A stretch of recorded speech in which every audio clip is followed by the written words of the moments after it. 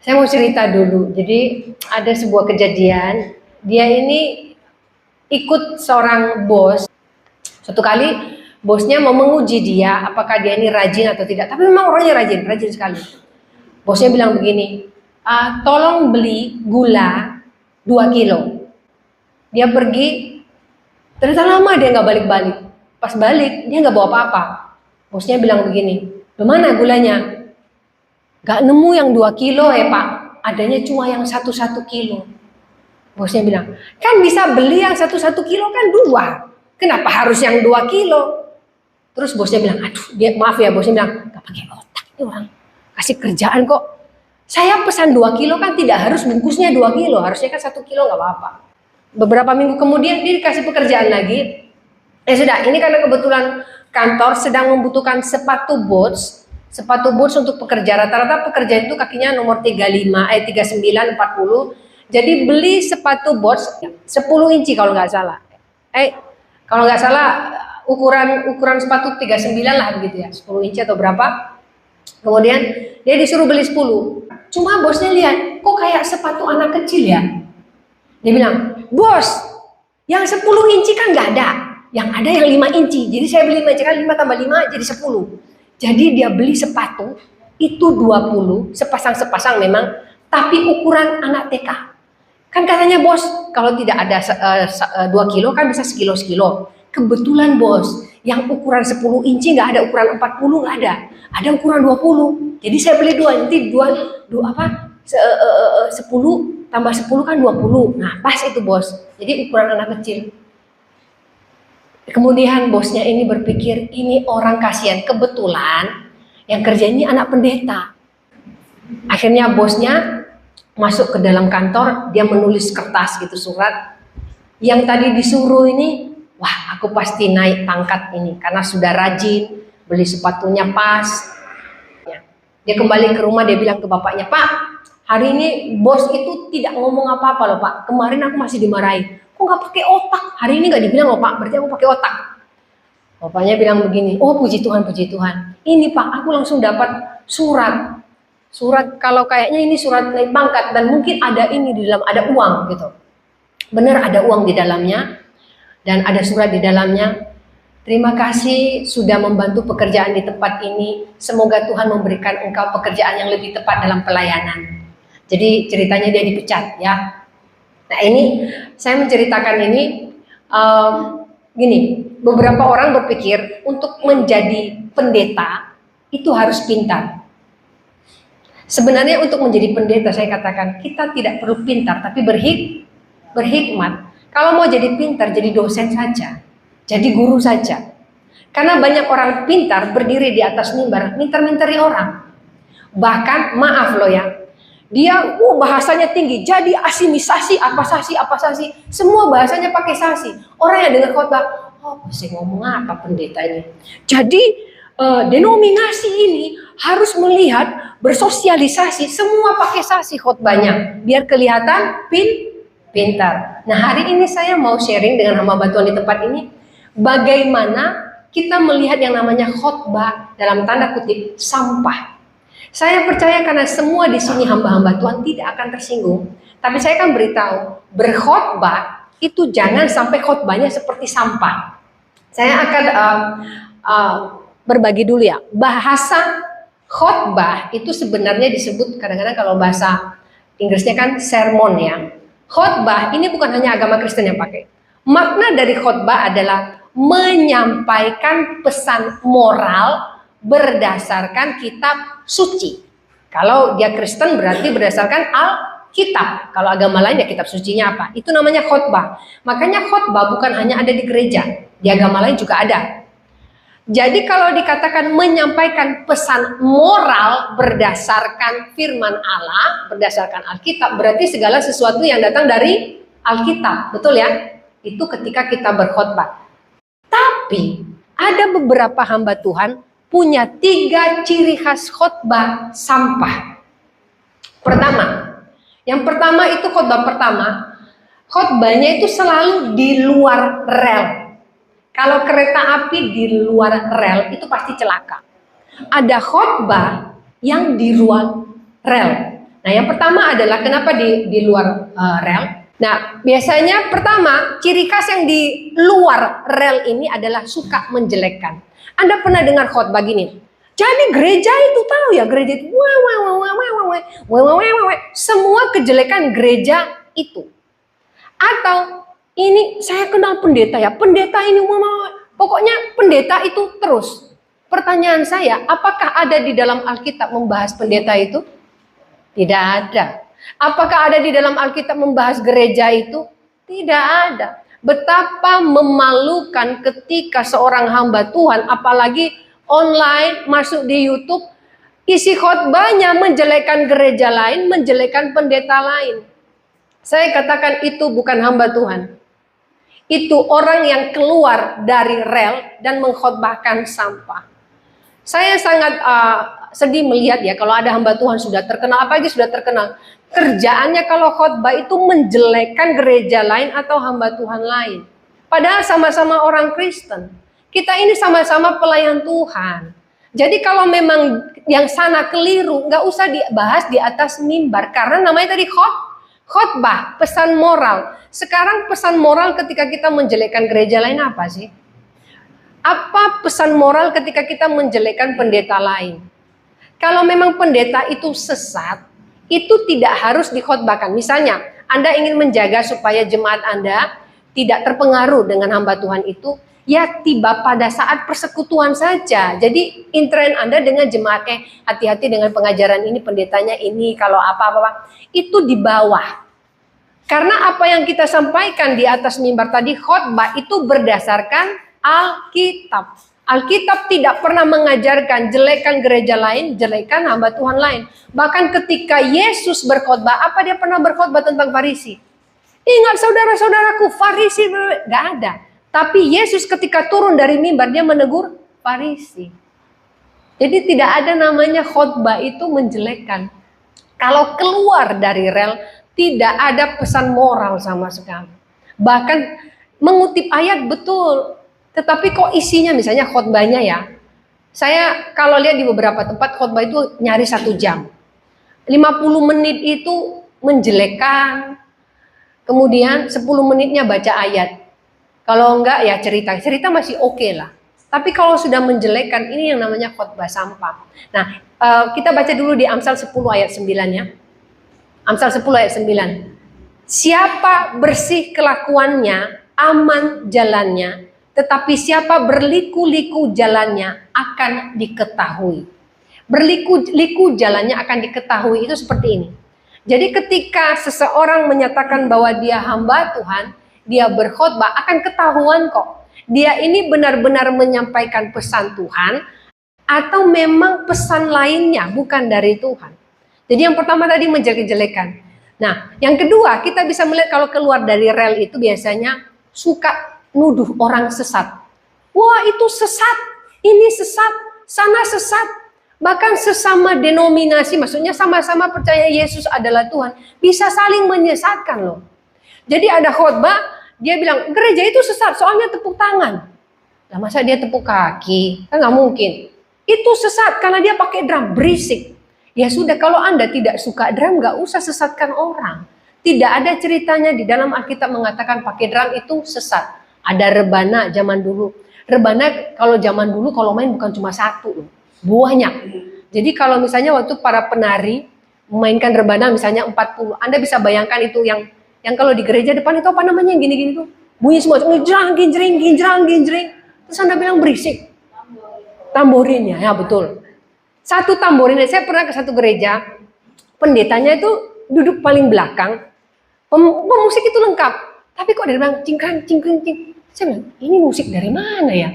Saya lihat, oh ternyata ada beberapa gereja, pendetanya itu pegang itu kecek-kecek itu dari belakang. Tapi kadang tidak sesuai beat.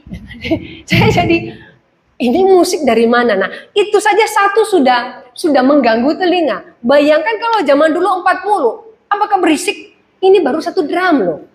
Jadi khotbah yang di luar rel itu suka menyesatkan sesama orang percaya. Jadi jangan sampai kita di sini hamba-hamba Tuhan kalau berkhotbah jangan sesat menyesatkan. denominasi kita berbeda, cara kita berbeda, mungkin beberapa doktrin berbeda. Tetapi selama kita percaya bahwa Yesus adalah Tuhan dan Juru Selamat, sudahlah kita pakai Alkitab yang sama kok. Ada orang makan pakai piring, ada orang makan pakai mangkok. Ada orang makan pakai piring, ada orang makan pakai daun pisang. Sama-sama kenyang enggak? Kenyang. Apakah berdosa yang pakai daun pisang? Enggak. Ada orang beli nasi kotak, ada orang beli nasi dibungkusnya pakai daun pisang. Sama-sama kenyang. Isinya sama, nasi sama, lauknya sama, sama. Kita juga orang Kristen seperti itu. Gerejanya apa, denominasinya, sama-sama pakai Alkitab, bukan pakai al lainnya. Jadi kita sama-sama pelayan Tuhan, sama-sama di dalam Tuhan, khotbahkan sesuatu yang memberikan pesan moral. Saya percaya Bapak Ibu di tempat ini, saya katakan tidak usah jadi S1, S2, S3, STL dan SS lainnya untuk membuat Anda hebat berkhotbah. Satu hal, saya sering mengatakan ini kepada teman-teman saya, kalaupun Anda sampai S3, STL, profesor, prof apa lainnya, tapi kalau tidak ada urapan Allah, kosong, mimbar itu kosong. Hanya omon-omon orang pintar di depan. Tapi tidak ada urapannya. Sekarang misalnya, saya ngajar nih, saya khotbah. Tapi saya khotbah seperti saya ngajar. Ini Pak Sahat sama Pak Puranto, salah satu dari murid saya di PBS. Kalau saya caranya kayak ngajar teologi, saya percaya jangankan jemaat hamba Tuhan juga tidur. Ngomong apa sih Ibu ini? Karena ini bukan ini. Jadi kita harus bedakan ketika kita khotbah, kita sampaikan pesan moral. Lucu kalau misalnya ada guru agama. Jadi saya dikomplain sama ada satu murid bilang, "Bu, saya itu enggak suka kalau ibu ini jadi guru agama." Loh kenapa? Masa kita diajar di sekolah begini Bu? Jadi ketika engkau bertobat, engkau akan melihat. Ini loh Bu, belajar di sekolah. Terus kita mau nulis apa? Betul juga. Karena kalau di sekolah, apa artinya agama misalnya. Terus sebutkan ayat firman Tuhan yang membahas tentang orang miskin dan bagaimana Tuhan memperhatikan orang miskin. Ya seperti itulah belajar di sekolah, bukan berkhotbah. Demikian juga ketika kita berkhotbah tadi, jangan di luar rel. Lihat kondisi gitu loh ya. Apa yang kita sampaikan ini benar-benar pesan moral, bukan sampah, bukan menjelekkan, bukan menyesatkan. Tadi dikatakan siapa berliku-liku jalannya akan diketahui. Jadi hamba Tuhan yang berkhotbah sampah akan diketahui kok dia ini benar-benar menyampaikan pesan Tuhan atau memang bukan pesan Tuhan. Karena pesan Tuhan selalu memberikan pesan moral kepada pendengarnya. Lihat khotbah Tuhan di bukit. Berbahagialah, berbahagialah, berbahagialah. Itu khotbah Tuhan yang luar biasa loh.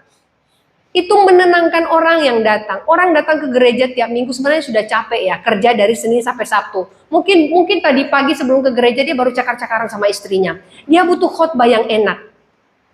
Betul kan? Apalagi kalau sudah dimarahi sama istrinya. Awas ya pulang dari gereja kita sambung nanti berantem. Kita ini belum selesai ini. Tapi di gereja nanti kita harus senyum-senyum. Papa mama ya. Ma, Pak, begitu.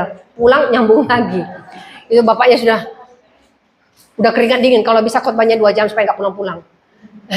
Pendeta nggak sambung lagi khotbahnya, dia mau supaya nggak pulang-pulang. Jadi itu ya, yang pertama adalah di luar rel. Ini khotbah sampah. Yang kedua kita akan bahas, ketika bicara khotbah menyampaikan pesan moral itu adalah menyampaikan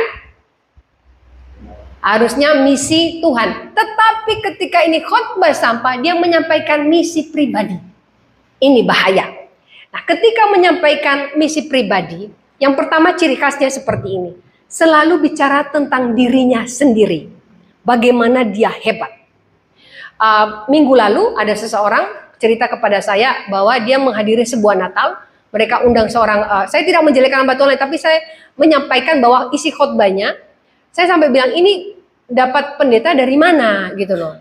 Ternyata saya cari tahu, ya begitulah, ternyata nggak tahu dari mana dengan embel-embel dia punya gelar itu yang tidak ada di Indonesia pokoknya. Kemudian khotbahnya gini, saya itu dibawa ke neraka oleh Tuhan. Kemudian saya melihat neraka, saya keluar dari neraka. Kemudian Tuhan membawa saya ke surga. Saya itu pergi ke Afrika, semua saya. Saya sampai scroll hampir setengah jam. Saya. Terus saya tanya, itu waktu itu Natalnya pakai tema apa? Marilah kita ke Bethlehem. Tapi kok nggak ada marilah kita ke Afrika ya? Kok ceritanya Afrika? Lah, orang desa dibodoh-bodohi soal Afrika. Nggak usah Afrika, suruh pergi ke Kota Malang itu, di Kota Malang. Ke Kota Malang aja ada yang nggak pernah kok ngomong-ngomong Afrika. Terus ini apa Bu? Saya tidak mau komen, tapi karena ini Natal, saya cuma mau tanya, ini ceritanya Afrika apa sih? Jadi hampir berapa jam saya. Nah, ini khotbah yang membuat saya cukup sedih karena pada saat itu saya memang ada yang saya layani ini, saya memotivasi keluarganya belum percaya, dan itu pertama sekali keluarganya hampir berapa puluh orang datang ke gereja, masih pakai, ya harusnya kan ketika mereka datang sampaikan pesan yang membuat mereka tahu bahwa marilah kita ke Bethlehem, ini bicara mari kita percaya Tuhan, bukan mari kita ke Afrika. Saya bilang, terus ya apa kata saudara-saudaramu? Pulang kabeh Bu. Kenapa? Iki opo sih, neraka, surga? Emang orang Kristen dibawa ke neraka tak? Saya sampai, waduh, saya nggak bisa jawab ya Bu. Ya apa? Gini aja, mungkin ngomong ke pendeta Anda lain kali sebelum undang orang, dilihat dulu siapa yang diundang. Jadi gini, ini khotbah yang menyampaikan misi pribadi supaya terlihat hebat. Jadi jangan sampai khotbah kita itu khotbah sampah, jangan saya. Karena khotbah itu menyampaikan Yesus, apa yang diperbuat oleh Yesus, semua tentang Tuhan, kebaikan Tuhan, pesan moral bagaimana Tuhan itu bekerja dalam hidup kita, bukan kita yang hebat. Biasanya dibalut dengan kesaksian, boleh bersaksi, tapi kok tiba-tiba fokusnya tentang Anda dan kesaksian Anda. Jadi ini ciri khas khotbah yang termasuk ciri khas khotbah sampah. Karena dia menyampaikan misi pribadinya supaya orang kagum dengan dia. Di sini banyak ya saya katakan, ada beberapa gereja akhirnya salah, mereka kagum kepada pendetanya daripada kepada Tuhannya. Makanya ketika pendetanya meninggal dunia, Tuhan bangkitkan dia.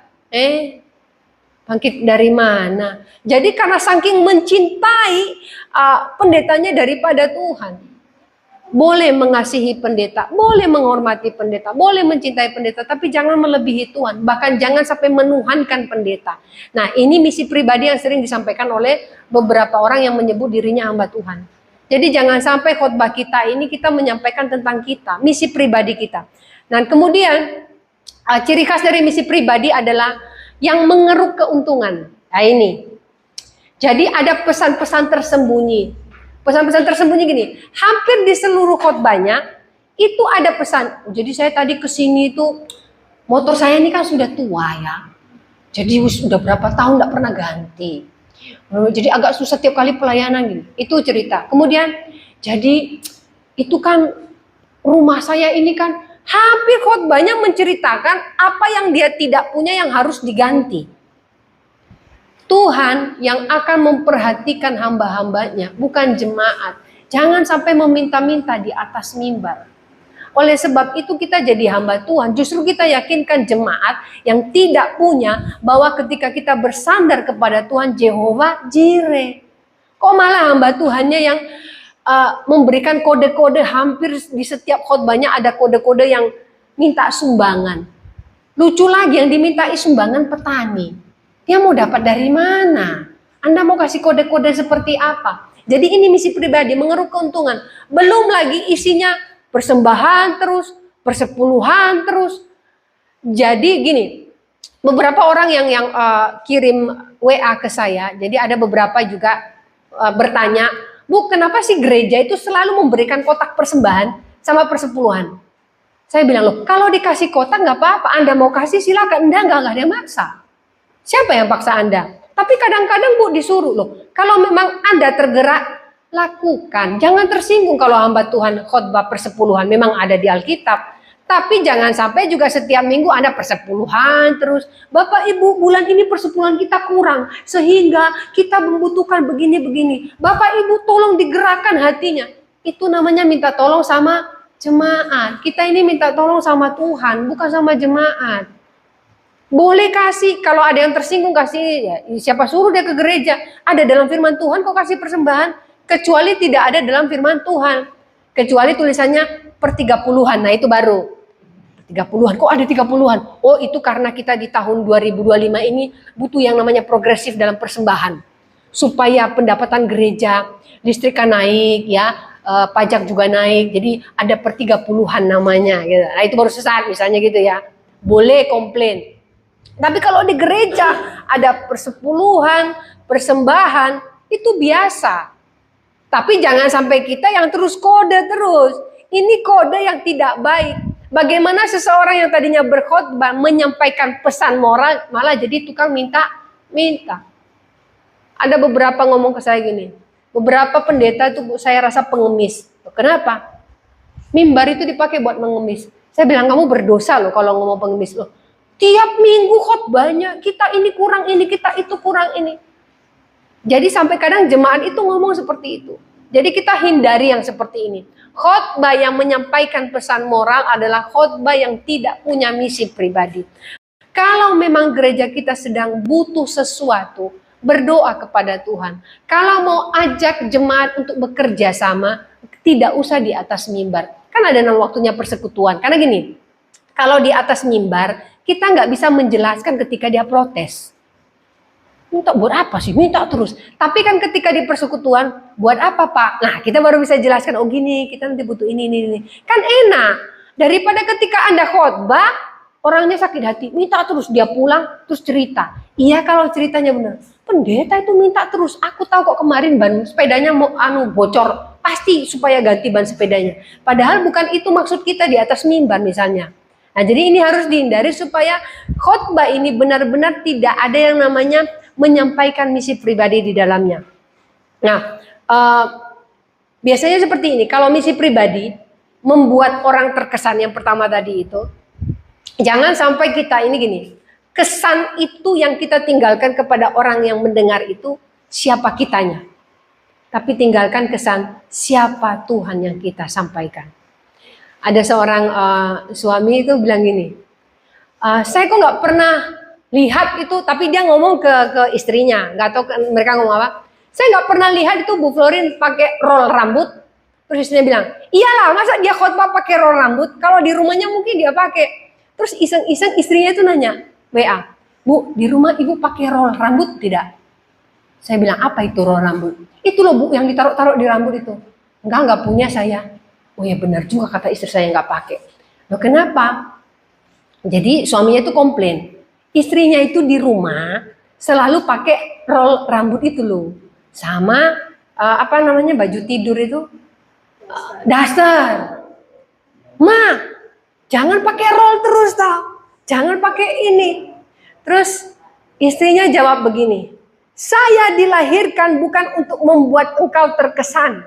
Tapi saya dilahirkan untuk membuat Tuhan terkesan. Terus suaminya bilang, emang ada Tuhan bilang aku terkesan dengan roll rambutmu? Saya bilang, ini suami istri kok berantemnya tentang roll rambut. Ini yang mbak Tuhan loh ya. Ya memang lucu sih tanya. Ada apa sih? Ini loh aku dikomplain. Jadi istrinya itu katanya punya rambut kayak sapu ijuk. Kayak saya ini sapu ijuk. Jadi dia mau masuk dalam rambutnya biar kembang begitu tipis. Jadi dia pakai roll terus. Nah suaminya tuh bilang, kamu tuh kayak di film itu loh, apa katanya Kung Fu Hustle, yang lempar sandal jepit itu kan rambutnya digini. Aku tiap kali lihat kamu pakai itu, aku inget itu loh yang di TV itu yang lempar sandal jepit terus merokok itu. Nah itu kan di TV gitu loh. Nah istri bilang, aku terlahir bukan untuk membuat engkau terkesan. Nah jadi kita juga, saya pakai kata-kata ini. Kita menjadi hamba Tuhan bukan untuk membuat orang terkesan, tapi membuat Tuhan terkesan. Makanya di beberapa tempat, ada beberapa tempat yang saya bantu, mentoring, ada beberapa jemaatnya tidak suka kepada saya. Saya tidak peduli. Karena gini, saya selalu buat peraturan. Ketika Anda tidak pernah ikut doa minggu, kan ada doa tengah minggu, tidak pernah ikut latihan, nggak usah pelayanan. Kok tiba-tiba hari Minggu datang pelayanan, doa nggak pernah ikut. Terus kemudian dia juga tidak pernah latihan. Jadi pas udah nyanyi nanti dia naik aja terus lagu apa. Saya bilang, Itu kok dipakai pelayanan, lagu aja dia tidak tahu. Terus kemudian ada pemain musik yang saya bilang harus ikut latihan. Dia bilang selama ini nggak pernah latihan kok langsung main. Nah, pas waktu itu saya ke tempat itu ada lagu, dia nggak tahu lagunya. Ikut lagu apa? Ngomongnya begitu. Makanya ikut latihan. Saya bilang kalau tidak latihan tidak usah. Wah, jadi ada beberapa yang tidak suka dengan peraturan, ada beberapa yang tidak suka dengan disiplin. Anda tidak suka dengan saya tidak sedang membuat Anda terkesan. Tapi di gereja dibutuhkan disiplin. Gereja bukan tempat Anda suka-suka. Jadi hamba Tuhan di tempat ini saya katakan, ketika ada masanya kita harus disiplin kepada jemaat. Jangan takut. Biasanya kita takut nanti pindah gereja lain, Bu. Berarti orangnya tidak mau bertumbuh. Selamanya Anda akan punya jemaat yang akan jadi racun di dalam gereja, merusak. Satu orang punya kebiasaan buruk akan merusak kebiasaan orang-orang lainnya. Akhirnya pendeta yang diatur jemaat, bingung pendetanya suatu saat. Karena diatur terus, nggak bisa. Di dalam gereja harus ada kepemimpinan. Jadi jangan jadi hamba Tuhan yang membuat jemaat terkesan. Tapi buatlah Tuhan terkesan sehingga apapun yang kita lakukan dalam pelayanan kita diberkati Tuhan. Ini yang namanya hamba Tuhan. Jadi bukan hamba Tuhan abal-abal. Saya katakan hamba Tuhan yang orang bilang abal-abal itu tidak punya gelar. Nggak usah punya gelar. Petrus punya gelar? Nggak ada. Petrus nggak sekolah teologi. Murid-murid Yesus itu semua tidak sekolah teologi. Di sini aja kita STH, MTH, es teh, es panas, es dingin, nggak tahu apa lagi namanya es lainnya. Ya, makanya pada teler kalau naik mimbar, Pak ya. Tidak perlu, yang kita perlu itu urapan Tuhan. Mau Anda kuliah seberapa tinggi tanpa urapan Allah sia-sia. Karena ketika kita berkhotbah, kita mengimpartasi kuasa Allah. Beda ketika mengajar. Mengajar itu bukan mengimpartasi. Mengajar itu menyampaikan informasi yang membuat orang punya pengetahuan yang baru. Tapi ketika berkhotbah itu impartasi. Disertai dengan kuasa Allah dan urapan. Jadi ada hati yang tadi tertutup bisa terbuka. Bukan karena Anda hebat, tapi karena urapan yang ada dalam diri kita. Itu terimpartasi kepada audiens pendengar. Jadi ini kita baca di dalam Filipi 2 ayat 3. Filipi 2 ayat 3. Dengan tidak mencari kepentingan sendiri atau puji-pujian yang sia-sia. Sebaliknya hendaklah dengan rendah hati yang seorang menganggap yang lain lebih utama daripada dirinya sendiri. Nah ini sudah jelas. Dengan rendah hati yang seorang menganggap yang lain lebih utama daripada dirinya sendiri. Jadi kita hamba Tuhan kalau bisa kita yang merendah. Saya paling anti dengan hamba Tuhan kalau pas ada jemaat banyak gitu yang disalam, maaf loh ya, yang disalam cuma orang kaya aja. Kalau yang lewat ya kere-kere itu dilewati. Oh, shalom, salam yang wapi kalau orang kaya. Wih Pak, wis lama enggak ketemu Pak, wis sebulan ya Pak. Kalau yang miskin, oh ya, itu sebulan enggak datang, enggak apa-apa. Tapi kalau yang kaya, minggu lalu enggak datang. Pak, apa kabar? Aduh Pak, ayo duduk sini dulu Pak, sambil minum-minum kita di sini ngobrol dulu Pak. Weh, pokoknya servisnya mantap. Karena ini yang diagung-agungkan, keliru loh ya, sangat keliru. Saya beritahu. Donatur gereja terbesar adalah Tuhan Yesus. Ketika Tuhan mengirim orang kaya di dalamnya, yang diberkati Tuhan untuk menjadi donatur, maka Tuhan akan kirim yang takut akan Tuhan. Kalau ada donatur yang tidak takut akan Tuhan, ngancam mau keluar, silahkan, monggo. Gereja ini milik Tuhan, bukan milikmu. Nanti diatur semua. Nggak mau saya, nggak mau begitu. Ada pendeta curhat, aduh Bu, saya jadi nggak bisa ini. Kenapa? Soalnya yang ngatur ini. Sampai dia di belakang rumah mau nanam, itu kan tanah di belakang gereja itu bisa buat bercocok tanam, bisa buat makan hamba Tuhan. Nunggu dulu yang kaya itu ngomong boleh apa enggak. Padahal itu tanah gereja. Masa mau nanam ubi aja mesti diatur. Saya bilang, Pak, Bapak mau makan nasi juga diatur. Ya kalau itu enggak sih Bu, tapi ya maksudnya di belakang ini kan misalnya kayak ini Bu ya, kosong. Ibu mau nanam, Ibu enggak berani nanam karena nunggu jemaat yang itu bilang boleh apa enggak. Padahal ini tanah atas nama gereja. Ada yang seperti itu. Karena dari awal tadi sudah keliru.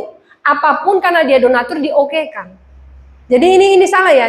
Karena tadi kita menyampaikan misi pribadi, kemudian kita membuat sesuatu menjadi spesial, kita sendiri menjadi spesial, atau orang tertentu menjadi spesial, pelayanan kita menjadi batu sandungan. Dan ini yang namanya khotbah di atas mimbar tadi menjadi sampah. Pelayanan kita pun akhirnya tidak bisa maksimal. Karena kita diatur oleh manusia, bukan diatur oleh Tuhan. Pemimpin terbesar, donatur terbesar di dalam gereja adalah Tuhan Yesus. Bukan yang punya duit. Jadi hamba Tuhan jangan bergantung kepada orang kaya. Jangan bergantung kepada donatur. Tapi berdoa, Tuhan kirimkan orang-orang yang diberikan hati untuk boleh melayani di gereja ini dengan berkat yang sudah Tuhan berikan. Itu lebih baik. Yang benar-benar punya hati loh ya. Jadi bukan karena biasanya juga kalau Natal, wah dia yang dikasih bakar lilin pertama. Bapak ini bakar lilin, bakar rumah aja sekalian. Karena diistimewakan. Gitu ya. Jadi itu dihindari ya. Jadi seperti kata ibu tadi, saya terlahir bukan untuk membuat Anda terkesan. Jadi kalau ada jemaat bilang, oh saya jadi hamba Tuhan bukan untuk membuat manusia terkesan. Saya jadi hamba Tuhan untuk membuat Tuhan terkesan. Nah yang ketiga, dari khotbah sampah ini adalah pesan tak bermoral. Tadi kan khotbah namanya pesan bermoral, tapi ini kok jadi tak bermoral. Misalnya gini, Anda pernah mendengar hamba Tuhan berkhotbah, maaf, suka pakai kata-kata, saya pernah dikasih beberapa kali pendeta yang sama, ngomongnya selalu gak ada bahasa lain. Dia memang ingin menyampaikan diri. Jadi orang yang menyanyiakan keselamatan itu, masalahnya kadang di dalam gereja ada anak kecil. Ada orang-orang yang tidak bisa menyaring perkataan kita. Mungkin benar orang yang menyanyiakan keselamatan itu, tapi kan tidak harus disampaikan di atas mimbar. Bahasa kita ini penting. Apakah Yesus pernah mengajarkan kata dalam Alkitab? Nggak ada. Dari semua perkataan Yesus, kita hanya dengar, hai ular beludak, misalnya begitu, menegur. Hai setan, misalnya begitu. Tapi dengan kuasa. Cuma kalau menyampaikan hal dengan menggunakan kata-kata kasar di atas mimbar, itu tidak, maaf ya, itu bukan hamba Tuhan. Kata-kata kita ini, itu harus dijaga. Bukan soal kata-kata yang semua tadi pakai sasi. Denominasi, sosialasa, sasi semuanya. Bukan. Itu kepintaran. Tapi pakai kata yang memang itu tidak kasar. Kemudian, misalnya gini. Ada hamba Tuhan itu berusaha untuk melucu. Tapi tidak melihat lucunya itu jadi tidak lucu. Lebih ke porno. Nah ini sudah tidak lucu lagi. Ya jemaat yang tidak tahu, ketawa. Sebentar, jangan berikan pesan-pesan yang semi porno kepada jemaat. Mungkin lucu buat orang-orang yang di luar sana, tetapi kan tidak lucu buat di gereja. Ada khotbah ngomong, jadi ada wanita itu, masa kita tidak terganggu? Maaf loh ya, dia bilang, begini terus jalannya begini. Saya bilang itu kan tidak harus dikhotbahkan di atas mimbar. Anda menggambarkan tubuh wanita sampai badan Anda goyang juga. Yang ngomong bapak-bapak. Bagi saya itu nggak lucu. Dia hanya ingin mengatakan bahwa jangan sampai pikiran kita berzinah melihat wanita seperti itu. Tapi kan tidak harus menggambarkan wanitanya toh. Masa digambarkan dari rambutnya sampai kakinya. Bapak ini juga berimajinasi sambil berkhotbah. Nah itu bahaya itu. Jadi khotbah jangan sampai ada pesan-pesan tak bermoral. Kemudian itu penggunaan kata-kata ya. Nah menegur langsung dari mimbar. Tidak semua orang bisa menerima. Anda pernah tahu hamba Tuhan yang situ, kenapa tidur? Keluar. Dasar. Langsung loh ditunjuk. Kalau tidak mau, di luar saja. Terus ada yang bawa anak-anaknya nangis. Kan tadi sudah dibilangin, di dalam gak boleh bawa anak kecil, mengganggu, bawa keluar. Pendeta kok di khotbah marah-marah tuh. Padahal kalau khotbah kita harus sabar. Sabar jemaat ini. Atau to the point ya, misalnya dia sudah tahu jemaat ini misalnya selingkuh. Tapi matanya ke situ terus, misalnya contoh saya lihat. Jadi ada jemaat yang berselingkuh, tidak bertobat juga, dilihat terus orangnya. Misalnya contoh, maaf ya Bu ya, tangan saya ke Ibu. Tapi Itu kan seperti kode-kode menghakimi orang itu pulang sakit hati. Jadi jangan sampai kita ini memakai khotbah kita itu dengan menegur langsung di atas mimbar. Atau jangan pernah menyindir jemaat Anda lewat mimbar. Kalau mau tegur-tegur aja langsung. Tidak bilang, di tempat lain tuh ada jemaat pelitnya minta ampun. Padahal yang mau disindir yang di depan misalnya loh Bu ya. Kemarin ada nyumbang 100.000. Satu kampung tahu dia nyumbang 100.000. Padahal ibu ini misalnya nyumbang 100.000. Sengaja saya sindir. 100.000 aja, satu kampung tahu. Itu kan namanya sombong. Ya nggak perlu di atas mimbar. Jadi tipe-tipe khotbah sampah itu begini. Akhirnya isi dari 35 menit, 40 menit khotbahnya itu nyindir tok. Wah, kata-katanya kasar supaya kelihatan wah heboh gitu. Khotbah tidak harus heboh. Khotbah sekali lagi ada pesan moral di dalamnya. Sekarang pesan moral ketika Anda sindir orang dari mimbar apa? Orangnya sakit hati, kebetulan jemaat itu ada bapaknya, ada ibunya, ada sepupunya, ada cucunya, ada tetangganya, ada sepupunya, keluar semua, habis jemaat satu gereja. Nggak usah gereja di situ, pendetanya gini. Namanya begitu. Jadi kita berusaha berpikir tadi soalnya orangnya susah, ada yang ngomong saya. Soalnya susah kalau ditegur langsung Bu. Jadi biar agak malu dikit kalau dari atas mimbar. Saya katakan jangan pernah mempermalukan orang dari atas mimbar. Kristus tidak pernah mengajarkan kita mempermalukan orang. Bahkan orang yang berdosa tidak dipermalukan oleh Kristus. Dirangkul oleh Kristus bagaimana supaya hidupnya bisa dibenahi. Tidak ada disindir baru bertobat. Enggak. Kecuali pribadi ya. Ini 4 mata bertemu, tegur. Itu firman Allah katakan, tegur. Tapi bukan di atas mimbar. Sekali lagi mimbar itu khotbah menyampaikan pesan moral. Bukan menyindir. Nah, pesan tidak melihat kondisi. Nah, ini juga ya, pesan tak bermoral. Tidak melihat kondisi. Jadi ini, kalau kita sedang khotbah di desa nih, tiba-tiba Anda pakai sepatu hak tinggi, jret. Kalungnya kayak kalung anjing gede, cincinnya kayak cincin dukun, lipstiknya merah pol, tebelnya mek templok sekilo. Terus Anda ngomong, jadi kita jadi anak Allah ini harus sederhana. Gimana sederhana? Gayamu yang khotbah itu loh. Lipstiknya sampai di luar bibir kok sampai kebanyakan. Jadi jangan sampai khotbah itu tidak sesuai dengan gaya. Mengajarkan kesederhanaan, tapi yang berkhotbah itu loh gayanya, ya ampun. Ada yang khotbah, dia pakai jas, sepatunya boots. Waktu itu saya pernah ajak ke satu tempat, saya pakai sandal jepit karena saya tahu itu dusun dekat sawah. Tiba-tiba saya dipikir pendeta tak karu-karuan, nggak ada yang nyelemin saya, padahal saya yang undang. Terus dibilang gini, ada satu orang yang kena saya, loh ini yang undang kita. Oh ya, terus saya dibiarin dilewatin aja, karena saya jepitan gitu loh. Setelah itu harusnya karena saya yang undang, saya yang bicara dulu kan, saya bilang, baik Bapak Ibu, ini saya ada undang, diambil mic-nya. Terus kemudian ngomong-ngomong pakai sepatu, maaf loh ya. Sepatunya itu mungkin kalau orang desa taunya itu mahal. Saya tahu itu harga sepatu tuh 15 juta. Jam tangannya tuh ratusan juta. Yang diajak ngomong orang desa, semua petani pakai sandal jepit, celana pendek. Sampai yang petani itu mungkin ngomong gini, kapan sembako dibagi, ngomong terus sampai ada yang garuk-garuk, ada yang gitu. Orang desa itu enggak mau dengar Anda mau ngomong apa. Kalau yang mereka tertarik bagaimana ketika Anda ngomong kehidupan, gak usah ngomong.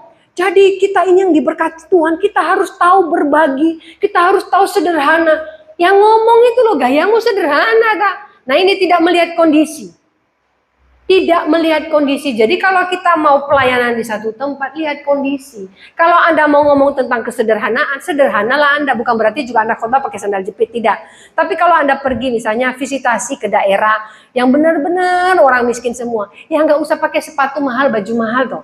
Kalau saya pernah ke desa, saya harus naik mobil karena kalau nggak naik mobil, masuk saya dari Surabaya mau naik ke Malang atas jalan kaki, nggak nyampe-nyampe lah. Ya, saya pernah bilang, saya bawa mobil karena kalau pergi ke desa, saya bawa barang di belakang, bawa baju, bawa sembako titipan orang. Ya saya harus naik mobil. Kalau Anda komplain, hamba Tuhan kok naik mobil? Nah itu saya naik apa toh? Dari Surabaya, nggak nyampe-nyampe. Kalau tadi saya naik sepeda ontel Bu, dari jam 2 pagi saya dari Surabaya Bu. Saya ontel sampai sini. Sampai sini saya mati masuk rumah sakit. Kenapa? Ontel dari Surabaya. Jadi bukan itu maksudnya analoginya untuk dilihat. Tetapi kita lihat kondisi di mana kita melayani. Dan khotbah kita harus sesuai. Jangan sombong. Anda sombong tiba-tiba. Itu jemaat yang tadi itu cek bau itu agak suruh keluar dikit. Karena ada beberapa di satu tempat, saya nggak mau sebut namanya. Ibunya memang kurang sinyalnya sedikit, kurang sinyal. Tahu ya kurang sinyal ya. Saya itu datang ke tempatnya bawa sembako. Itu saya bilang, saya pertama sekali ke desa, saya dipeluk, dicium, cepak cepung, cepak cepung, cepak cepung. Ibu-ibu persis di tengah jalan, diklekson sama truk. Terus saya bilang, bu, agak ke sini. Terus saya minggir, dipeluk lagi, saya dicium sana sini. Sampai pendetanya ketakutan. Pendetanya laki-laki kan, di seberang jalan. Terus, maaf ya, ibu tuh mau kambing. Karena memang dia kerja jaga kambing. Terus ternyata nggak pernah mandi. Bau minta ampun. Apakah saya usir ibunya? Enggak, saya bilang, puji Tuhan. Cukup. Terus, maaf loh ya, maaf, namanya agak kurang-kurang. Itu ludahnya di mana-mana. Saya tidak ambil tisu langsung lap, meskipun dia kurang. Tidak. Saya bilang, Tuhan, saya percaya bersih dalam nama Yesus. Tunggu saya di mobil baru saya lap. Itu pertama sekali saya diciumi banyak. Lebih banyak dari suami saya cium sayang. Cepat. Pendetanya dari sana tuh kayak mau nolongin saya kok. Dia nyium saya di tengah jalan. Nah, apakah saya mau usir? Aduh, saya anti dengan orang begini. Karena waktu itu saya naik agak-agak ke Malang atas itu, jemaahnya begitu semua. Dan memang ibu tuh katanya jarang mandi karena nggak punya kamar mandi. Mandi itu mesti ke sungai belakang, kadang-kadang dia malas ke sungai belakang. Terus kerjanya itu jagain kambing orang sama ngambil sayur pakis di hutan, yang gini tuh loh. Nah, dia ngambil di hutan, nah dia angkat sayur pakisnya, terus kemudian saya datang itu dari jauh itu baunya sudah. Saya bilang, di sini ada kandang kambing ya? Oh enggak Bu, di belakang sana. Kambing ya, saya pikir kambing karena saya ada titip kambing sama Mbak Tuhan. Saya tahu baunya kambing. Langsung yang itu bilang, itu Bu bau kambing. Mana? Oh itu. Saya dideketin, kalau di film-film itu kan diperlambat, saya dipeluk, ceplok. Haleluya. Nah sekarang, kalau kita datang ke desa, kita mau khotbahkan, bicara kerendahan hati, menghargai orang lain. Ya Anda harus siap dengan itu. Jadi kalau ada maaf jemaat yang bau kambing, cium Anda, tapi jangan cium bapak-bapak, cium perempuan loh ya. Itu sengaja Anda. Itu saya curiga itu kesengajaan. Gak apa-apa saya dicium, yang penting asik aja lah sama kami. Maksudnya ibu-ibunya cium saya ibu-ibu kok, bukan bapak-bapak. Tapi ini bicara bagaimana kita harus melihat kondisi ya tempat kita pelayanan. Di sini kita baru terlihat sebagai hamba Tuhan yang merendahkan hati. Jadi kita tidak membedakan siapa jemaat kita. Saya tidak pernah membedakan jemaat itu mau kaya mau tidak. Kalau saya tegur saja. Makanya ketika saya menegur satu jemaat yang kaya kemudian tersinggung dan pergi, ya saya tidak merasa rugi karena hidup saya dipelihara oleh Tuhan, tidak oleh jemaat. Sedangkan ketika ada yang tidak punya juga, saya tegur juga. Kerjanya ngutang terus. Saya bilang, kenapa kamu ngutang terus? Kalau tidak punya ya jangan ngutang. Utangnya itu utang karena sesuatu yang tidak gini. Jadi dia menghasilkan, uang yang dihasilkan bukan untuk membayar kontraknya dulu. Nggak tahu duitnya buat apa-apa. Akhirnya untuk keperluan penting dia ngutang. Dia tidak berhikmah. Saya tegur, tersinggung. Ya tersinggung aja. Jadi hamba Tuhan, jangan pernah takut. Ketika kita menegur jemaat supaya dewasa, tegurlah. Tetapi harus memberikan pesan bermoral. Jangan tak bermoral. Menasihati juga harus bermoral. Sehingga kita baca dulu di Titus 2 ayat 7. Di Titus 2 ayat 7. Dan jadikanlah dirimu sendiri suatu teladan dalam berbuat baik. Ini dulu ya. Jadikan dirimu menjadi teladan dalam berbuat baik. Hamba Tuhan jangan menantikan diberkati oleh jemaat. Tetapi belajarlah hamba Tuhan memberkati jemaat. Ada masanya Anda ke jemaat, Anda bawa dia pisang goreng. Ayo Bu makan pisang goreng. Jangan tunggu jemaat ngajak Anda makan pisang goreng. Ada jemaat mungkin Anda hari ini lagi buat soto, bawakan dia semangkok soto. Ayo Bu, hari ini saya masak soto. Meskipun ibu masih membutuhkan soto di rumah buat anak-anak, tapi ada baiknya kita menunjukkan, memberkati dulu baru diberkati. Jadi hamba Tuhan jangan menanti terus jemaat kasih, tapi belajarlah memberi kepada jemaat Anda, bukan karena Anda punya, tetapi karena Anda menunjukkan ini teladan bagaimana harus memberkati. Dan kemudian dikatakan, hendaklah engkau jujur dan bersungguh-sungguh dalam pengajaranmu.